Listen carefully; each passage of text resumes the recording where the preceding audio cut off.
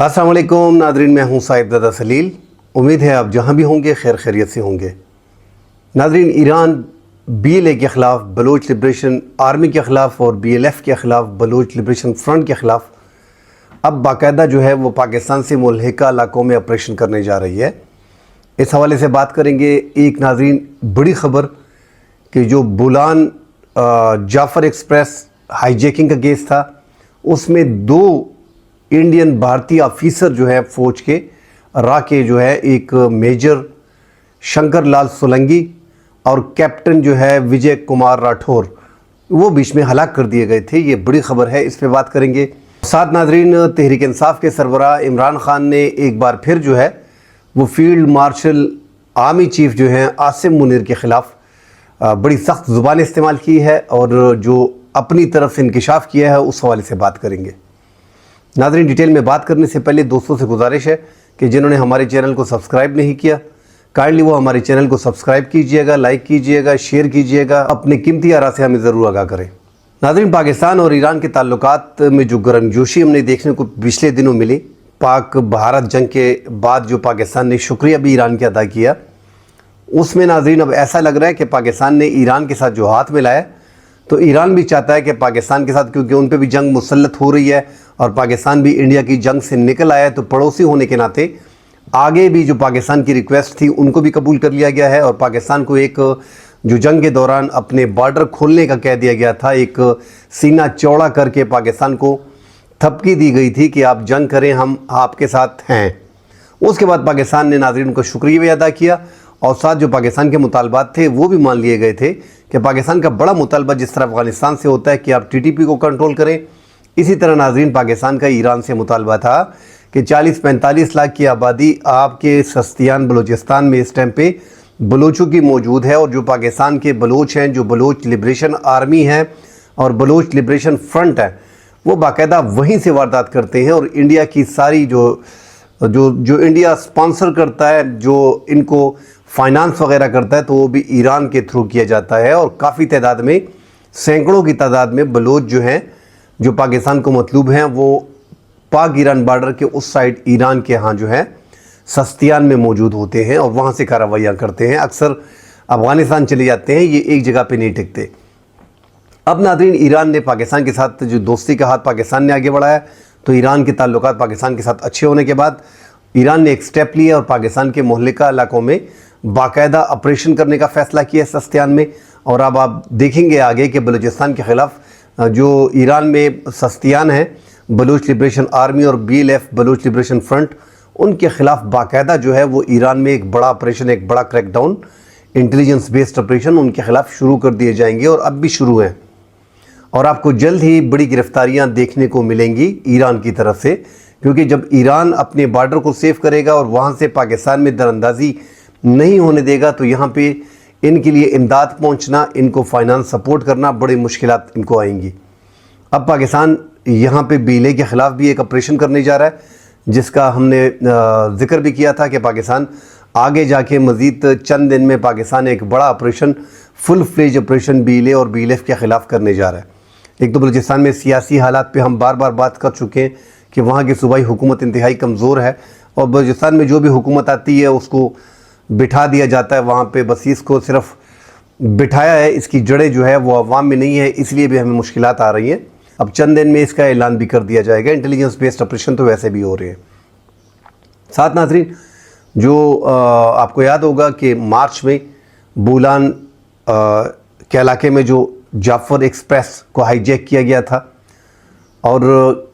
11 मार्च की तारीख़ नाज़रीन इंतहाई अहम थी। उस दिन हमने देखा, मगर पाकिस्तान को अंदाज़ा था नहीं कि उसमें मेजर शंकर लाल सोलंकी जो इंडिया के मेजर है और कैप्टन विजय कुमार राठौर, ये कैप्टन है और ये बाकायदा जो है वो BLA को तरबियत देते थे। ड्रोन्स वगैरह स्टारलिंक इनके पास होता था और ड्रोन्स को कैसे आपने रेंज में लेके टारगेट करना है, ये सब कुछ वो ईरान से पहले से करते आ रहे थे। मगर ये ट्रेन हाईजैकिंग के बाद इस मौके पे, इस बड़े वाक़ये में जो है वो मेजर शंकर लाल सोलंकी और कैप्टन विजय कुमार राठौर ये उस टाइम पे मौजूद थे। ये भारत के फ़ौज के 14वें राजपूत राइफ़ल से वाबस्ता وابستہ تھے اور را کے پھر ملٹی ڈومین بلیٹین ٹیم میں شامل ہوئے تھے۔ اب یہ ناظرین اس ٹائم پہ پاکستان کی فوج نے جو آپریشن کیا تو ان کو اندازہ تھا نہیں کہ پاکستانی فوج جو ہے، لگ تو ایسے رہا تھا کہ یہ 8-10 دن پورا مہینہ چلے گا، کیونکہ پورے ٹرین کو انہوں نے ہائی جیک کیا تھا اور ساتھ اس میں پیسنجر تھے، اس میں جوان تھے، اور ان کو جو ہے ایک ایک کر کے بلوچ لبریشن آرمی جو ہے وہ مار رہی تھی۔ اور یہ سارا انڈیا کا ایک کھیل تھا، اور اس ٹائم پہ ہم نے انڈیا کی میڈیا کو بھی دیکھا اور انڈیا کے پالیٹیشنز کو بھی دیکھا اور سوشل میڈیا کو بھی دیکھا کہ بڑا گرم تھا اور 24/7 یہی خبریں چل رہی تھی۔ پاکستان نے ناظرین 11 مارچ کو ہی میجر شنکر لال سولنگی اور کیپٹن وجے کمار سمیت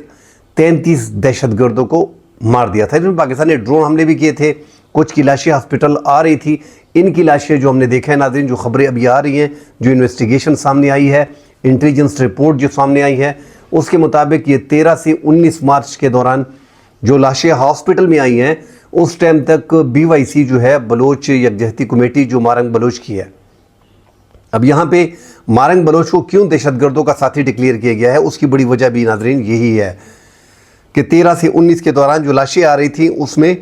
BYC جو ہے وہ کوئی حرکت وغیرہ نہیں کر رہی تھی، مگر جیسے ہی ان کو اندازہ ہوا کہ 20 مارچ کو میجر شنکر لال سولنگی اور کیپٹن وجے کمار راٹھور کی لاشیں بیچ میں آئی ہیں، 5 افراد کی لاشیں لائی گئی تھی، جو 20 مارچ کو BYC بلوچ یکجہتی کمیٹی نے وہاں پہ مظاہرہ کر کے وہ 5 لاشیں ہاسپٹل سے لے کے گئے۔ اس ٹائم پہ ڈاکٹروں نے بھی اطلاع دی پاکستان کے خفیہ اداروں کو، جو رپورٹ آگے گئی، تھانے پہ گئی، پھر وہاں سے خفیہ اداروں کے پاس رپورٹ گئی کہ اس میں جو ہے 2 ایسے افراد ہیں جن کے کندھے پہ ٹاٹوز ہیں، جو ٹیٹو ہوتے ہیں وہ ان کے کندھے پہ ہیں، تو انفارم کر دیا گیا تھا۔ بہرحال وہ لاشیں جو ہے وہ لے کے گئے تھے تاکہ ان کا DNA پراپر نہ ہو سکے۔ DNA نہ ہونے کے باعث اس میں سے 5 لاشوں میں سے جب ریکور کی گئی تو اس میں 3 لاشیں ریکور کی گئی ہیں اور 2 لاشیں ہماری انٹیلیجنس ایجنسیاں جو ہے وہ ریکور نہیں کر سکیں، اور انہوں نے یہ کہا تھا BYC نے کہ یہ ہم جو ہے لواحقین کو دیں گے اور مسنگ جو پرسنز ہیں یہ وہ ہیں، جبکہ پاکستان کی ریاست کا کہنا تھا کہ یہ جو فیملی کے ممبران ہوں گے ان کو لاشیں دی جاتی ہیں۔ آپ ایک تحریک چلا رہی ہیں BYC کمیٹی آپ کو یہ لاشیں کیسے دی جا سکتی ہیں؟ بہرحال وہ 5 لاشوں میں سے 3 جو ہے وہ خفیہ ایجنسیوں نے اور پولیس نے جو ہے وہ ریکور کر لی تھی، اور 2 لاشیں جو بتائی جا رہی ہیں کہ وہ لے کے گئے تھے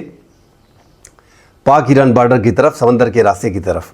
تو ایک تو ہماری سیکیورٹی ایجنسیوں کی وہاں بھی نالائکی ہوئی ہے کہ ان سے وہ 2 لاشیں کیسے سلپ ہو گئی ہیں۔ ابھی ناظرین انویسٹیگیشن کے بعد جب یہ لاشیں غائب ہو گئی تھی تو اس ٹائم پہ بھی یہی کہا جا رہا تھا کہ انٹیلیجنس ایجنسیوں کے کان کھڑے ہو گئے تھے کہ یار یہ 2 لاشیں کیسے یہ غائب کر سکتے ہیں اور کہاں پہ لے کے گئے۔ بہرحال مزید انویسٹیگیشن کی گئی تو پھر پتہ چلا کہ شنکر لال سولنگی کا تعلق جو ہے وہ بھارتی ریاست راجستھان کے ضلع بارمیر کے ایک گاؤں گڑیا سے تھا، اور وہاں پہ ان کے گھر میں ماتم بھی ہو رہا تھا، اور جو سرحد سے 370 کلومیٹر کے فاصلے پہ ہے۔ اور وجے کمار راٹھور جو ہے ناظرین وہ ریاست گجرات ضلع کچھ تحصیل انجر کے گاؤں مٹھیار سے تعلق تھا ان کا، اور وہ نیم خانہ بدوش اور اونٹوں وغیرہ کے کام جو ہے ان کے خاندان کرتے تھے۔ تو 2 اب ایجنسیوں کی یہ رپورٹ آئی ہے کہ وجے کمار راٹھور اور شنکر لال سولنگی جو ہیں، ایک میجر تھا اور ایک کیپٹن تھا، وہاں ان دونوں کے گھر میں ماتم ہے، اور یہ خبریں جو ہیں وہ ہماری انٹیلیجنس ایجنسی نے اکٹھی کر لی ہیں۔ حالانکہ اگر یہ پاکستان کے پاس اگر DNA کر لیتے اور یہ دونوں پروف آ جاتے تو یہ پاکستان کی ایک بہت بڑی کامیابی تھی اس ٹائم پہ بھی۔ پھر بہرحال ناظرین پاکستان نے جو ٹرین ہائی جیکنگ کے کیس کو یکدم ایک آدھ دن میں 48 گھنٹوں میں 72 گھنٹوں میں پاکستان نے ختم کیا، تو یہ پاکستان کی بہت بڑی کامیابی تھی۔ انڈیا کو لگ رہا تھا کہ 10 12 15 دن جائے گا، مگر پاکستان نے سنائپرز استعمال کیے اور بڑے طریقے سے اس کو جو ہے وہ مینیج کیا۔ جو زرار پاکستان کا کمانڈوز گروپ تھا انہوں نے باقاعدہ اس میں حصہ لیا، اور SSGS کمانڈوز سے، اور آسانی سے پاکستان نے سنائپرز نے ان کو جو ہے موقع پہ ہلاک کر دیا تھا، اور بعد ازاں ڈرون حملے کے دوران 33 لاشیں دہشت گردوں کی برآمد تھیں۔ بہرحال یہ پاکستان کی ایجنسیوں کی رپورٹ تو سامنے آ گئی ہے، مگر ایک اسی وجہ سے مارنگ بلوچ جو BYC ہے اس کو دہشت گردوں کا ساتھی بھی کہا جا رہا ہے، اور اب کھل کے یہ باتیں سامنے انٹیلیجنس ایجنسیوں کی رپورٹس آ رہی ہیں۔ اس کے مطابق جو مارنگ بلوچ ہے وہ احتجاجی مظاہرہ کرتی ہیں، سیویلین کے آڑ میں جو ہے وہ بی ایل اے اور بی ایل ایف کو سپورٹ کرتی ہے، اور یہ ان کا ایک تنظیمی ڈھانچے میں ان کا ایک تنظیم ہے جو انسانیت کے لیے اور فلاح بہبود کے لیے کام کرتے ہیں. اس کا رنگ اس کو دیا گیا ہے، اور مسنگ پرسن کے حوالے سے آواز اٹھاتے ہیں. یہ انٹیلیجنس ایجنسیوں کی یہ رپورٹ سامنے آئی ہے. ناظرین، عمران خان نے ایک بیان دیا ہے ٹویٹر پہ کہ جنرل عاصم منیر جو ہے ایک بار پھر فیلڈ مارشل پہ ایک بڑا ہٹ کیا ہے کہ فیلڈ مارشل عاصم منیر کو جب میں نے D G I S I کے پد سے، اس کے عہدے سے ہٹایا، تو اس ٹائم پہ انہوں نے بشرا بیوی سے رابطہ کرنے کی کوشش کی، اور بشرا بیوی نے انکار کر دیا تھا کہ میں آپ سے نہیں ملوں گی. اسی لیے یہ فیلڈ مارشل عاصم منیر جو ہے یہ بدلہ لے رہا ہے، اور میری بیوی کو بے گناہ ہے، گھریلو خاتون ہے، اور اس کو جیل میں ڈالا ہوا ہے. اب ناظرین، ہم دیکھ رہے ہیں کہ عمران خان کا لہجہ جو ہے وہ ایک بار پھر سخت ہو گیا ہے. اس سے پہلے ویسے بھی پاکستان تحریک انصاف کے چیئرمین عمران خان کی ذمہ داری پوری دنیا میں اور پورے پاکستان میں کوئی لینے کو تیار ہے نہیں، ورنہ وہ کب کے باہر نکل چکے ہوتے، کیونکہ ایک پاپولر لیڈر، پاپولیرٹی تو ان کی ہے، مگر جو میرے حساب سے جو ٹرین تھی وہ ان سے مس ہو گئی ہے. یہ 3-4 موقع اس بیچ میں آئے کہ عمران خان کو باہر نکلنے کا موقع ملا تھا، مگر وہ ٹرین وہ مس کر گئے ہیں، اور وہ اپنے ذہن کے مطابق وہ گیم کو صحیح طریقے سے نہیں کھیل پائے. اب عمران خان نے یہ جو سخت بیان دیا ہے، اس سے پہلے خبریں چلتی رہی ہیں کہ بشرا بیوی حکومت کا، جب عمران خان کی حکومت تھی تو اس میں بشرا بیوی کے جو کرپشن کی کیسز تھے، وہ جنرل عاصم منیر جب اس ٹائم پہ آئی ایس آئی کے چیف تھے، D G I S I تھے، تو انہوں نے عمران خان کو کہا تھا، اور عمران خان نے پھر کہا تھا کہ میں بشرا بیوی سے بات کرتا ہوں، گھر جا کے میں معلوم کرتا ہوں، اس کے بعد کہتا ہوں. تو بشرا بیوی کے کیسز آگے کیے گئے تھے عاصم منیر نے، اور اس بنا پہ ان کو آئی ایس آئی کے چیف سے ہٹا دیا گیا تھا، اور یہ کہا گیا تھا کہ جو جنرل باجوہ تھے اس ٹائم کے آرمی چیف، وہ سفر کر رہے تھے، اور دوران سفر ان کو فون کیا گیا کہ آپ فوری طور پہ آئیں اور اس کو جو ہے وہ ہٹائیں. تو معاملات اس طرف سے ایسے بیان کیے جا رہے ہیں، اور عمران خان کی طرف سے کچھ اور اینگل دیا جا رہا ہے. بہرحال اس ٹائم پہ جو ہے عمران خان نے ایک بار پھر جو ہے وہ تحریک چلانے کا اعلان کر دیا ہے، اور اب جیل میں رہتے ہوئے وہ خود اس تحریک کو لیڈ کریں گے. وہ سمجھ رہے ہیں کہ میرے جتنے بھی MNAs, MPAs, وکلاء ہیں، جتنے بھی ٹیم میں نے ہائر کیے ہیں، اب ان کے ہاتھ سے گیم نکل گئی ہے، اور گیم آخری مراحل میں ہے. ویسے بھی ناظرین، 9 مئی کے مقدمات میں عمران خان نے بھی کل کہا تھا کہ جو چترال کے ایم این اے ہیں ان کو سزائیں دی گئی ہیں. کس چیز کی سزائیں دی گئی ہیں؟ نہ کوئی سی سی ٹی وی فوٹیج ہے، وہ عدالتوں میں پیش کریں. عدالتیں جو ہیں وہ کسی اور کے کنٹرول میں ہیں، اور اس ٹائم پہ انصاف نہیں مل رہا. 9 مئی میں ناظرین سزائیں ہوئی تھی چترال کے لطیف چترالی کو، جو ایم این اے ہیں، ان سمیت 11 افراد کو 10 سال قید کی سزائیں سنا دی گئی ہیں. اور جیسا ہم سب جانتے ہیں کہ پاکستان میں جو آرمی کورٹس ہیں، جو فوجی ٹرائل ہیں، اس کو جائز قرار دیا گیا ہے. سپریم کورٹ کی آئینی بینچ نے جسٹس امین الدین کی سربراہی میں اس کو جو ہے وہ قانونی تحفظ دے دیا گیا ہے. آگے ناظرین خبریں آ رہی ہیں کہ جنرل فیض حمید جو ہے چند دن میں اس پہ بھی 9 مئی میں ملوث ہونے کے الزامات سامنے آئیں گے، اور باقی جو انہوں نے آرمی ایکٹ کے خلاف ورزی کی ہے، جو ریٹائرمنٹ کے بعد سیاسی جماعتوں سے رابطے کیے ہیں، اس میں بھی تقریباً ان کو 14 سال سے 15 سال تک سزا سنا دی جائے گی. عمران خان کو اندازہ بھی ہو رہا ہے کہ آگے جو حالات ہیں وہ میرے لیے ٹف ہیں، بڑے مشکل ہیں. اور عاصم منیر ناظرین اس ٹائم پہ ان کی پاپولیرٹی بھی بڑھ گئی ہے، اور اس کے ساتھ ساتھ ناظرین لگ بھی ایسے رہا ہے کہ 2027 تک تو وہ اپنا ٹینیور پورا کر لیں گے، اور اس کے بعد 2032 تک آرمی چیف جو ہے، جو ایسے حالات بن رہے ہیں اور جو بن گئے، اس میں عاصم منیر ہی 2032 تک آرمی چیف رہیں گے. تو اس دوران میرے خیال میں عمران خان کا نکلنا مشکل ہو جائے گا. عمران خان کی ایج جو ہے وہ 73 سال تقریباً ہو چکی ہے. اگر عمران خان چاہتے تو وہ ایک طریقے سے نکل سکتے تھے، مگر چونکہ ان کو پاپولیرٹی انہیں عزیز ہے اور وہ اس پہ کمپرومائز نہیں کر رہے، وہ باہر بھی آنا چاہتے ہیں مگر پاپولیرٹی بھی ساتھ کھونا نہیں چاہتے. ہم نے دیکھا کہ نواز شریف ایک اپنے ٹائم میں پاپولر تھے، بے-نظیر اپنی ٹائم میں پاپولر تھی، ذوالفقار علی بھٹو اپنے ٹائم میں پاپولر تھے. ہاں، عمران خان کی پاپولیرٹی چونکہ سوشل میڈیا آ گئی ہے، تو عمران خان کی پاپولیرٹی کو اگر آپ کمپیئر کریں گے ان سب لیڈر سے تو ان کی پاپولیرٹی زیادہ ہے. اب عمران خان اپنے ٹائم میں کام کیا کام نہیں کیا، وہ ہم سب نے دیکھا ہے کہ مہنگائی اس کے دور میں تھی، نوکریاں تھیں نہیں، حالات اس طرح کے تھے نہیں. پونے 4 سال میں ہم نے دیکھا کیونکہ اس میں کرونا بھی آ گیا تھا. اب عمران خان نے جو بعد میں اپنا بیانیہ بنایا، اب سچ ہے جھوٹ ہے، یہ فیصلہ عوام نے کر دیا ہے 8 فروری کے انتخابات 2024 میں. عوام کی اکثریت نے عمران خان کو ووٹ دیے تھے. اب پاپولیرٹی تو ان کی ہے مگر وہ پاپولیرٹی ہضم نہیں کر پا رہے ہیں. حالات ایسے بنانے چاہیے آپ کو. نواز شریف کی اگزامپل ہم نے کل بھی دی تھی کہ ان پہ جو ہائی جیکنگ کا مشرف نے جب مارشل لا لگایا تو ہائی جیکنگ کا کیس تھا ان پہ, پھانسی ہو سکتی تھی, عمر قید ان کو ہو سکتی تھی, مگر انہوں نے کمپرومائز کر لی اور کسی طریقے سے وہ باہر نکل گئے اور واپس آ کے 2013 میں آپ نے دیکھا کہ دوبارہ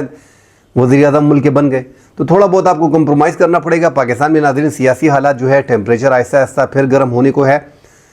اب عمران خان بھی دیکھ رہے ہیں, وہ بھی ایک ایسے پولیٹیشین ہے کہ وہ دیکھ رہے ہیں کہ میرے خیال میں کہ جنرل فیلڈ مارشل جو آرمی چیف ہیں ان کی پاپولیرٹی کس حد تک ہے, لہذا وہ اس پہ کھیل رہے ہیں اور اب آگے جا کے وہ تحریک چلانے والے ہیں. وہ اپنی تحریک جو ہے اس کو دیکھیں گے کیا شکل اختیار کرتی ہے. بہرحال مشکلات عمران خان کے لیے زیادہ ہیں اور تحریک کی کامیابی کے بڑے کم چانسز ہیں. آگے ناظرین مزید ڈیٹیل آئیں گی تو اس پہ بات کریں گے. فی الحال کے لیے اجازت دیجیے. اللہ حافظ.